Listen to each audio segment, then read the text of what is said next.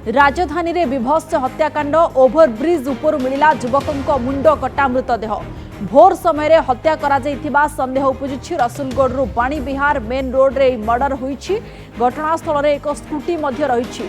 मृतदेह को उद्धार करिछि पुलिस। तेबे किए ओ काहींकि एभली विभत्स हत्या कला से नै स्पष्ट सूचना मिली पारे नाही। पुलिस घटनास्थल रे छानबीन चलाइछि। ओभरब्रिज उपरु युवकों मुंड कटा मृतदेह मिली।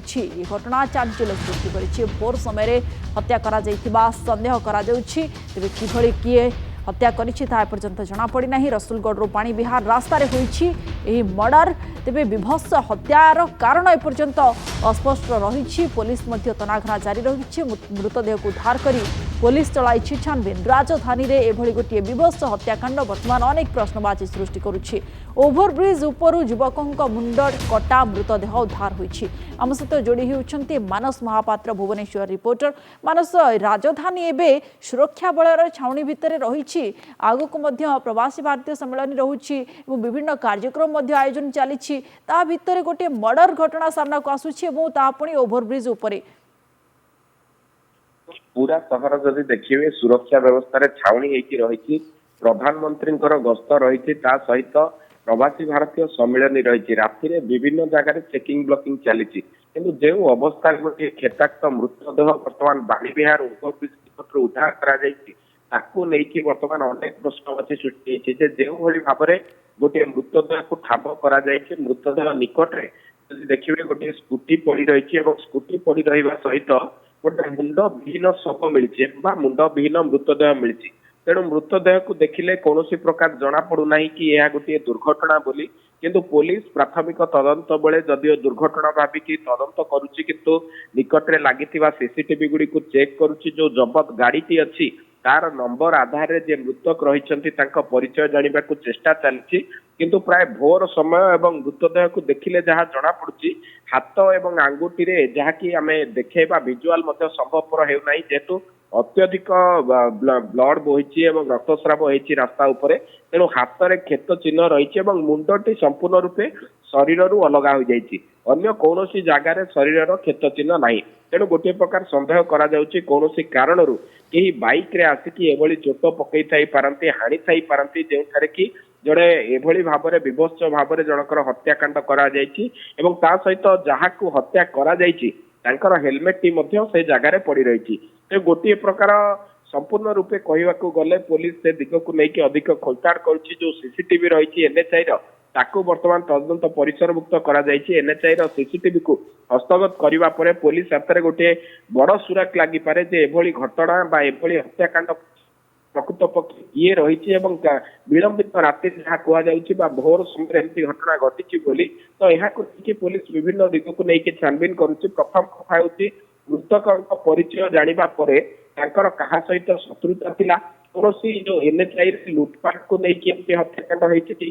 कारण विगत दिन में देखीचे पानी कोईले लुटपाट को लेकिन गुलिकांड घटना सामना को आसी। तेणु ये घटना गोटे प्रकार क्लीयर हो परिचय सामना को आसवा पर तो ये जो हत्याकांड बोली संदेह करा तार कारण पदार्थ आसीपर हत्याकारी को धरवे एक प्रकार सफल हो पार कमिशनरेट पुलिस विजय निहाती भाव में। किंतु एते बड़ हत्याकांड को लेकिन गोटे अनेक कथा सामना को आसुछि। पुलिस तदंत आरंभ करिछि।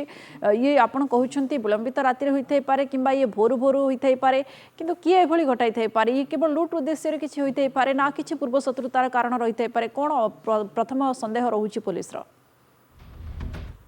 ऊपर हेइछि एवं हेलमेट रे कोनोसी प्रकार क्षत चिन्ह नाही।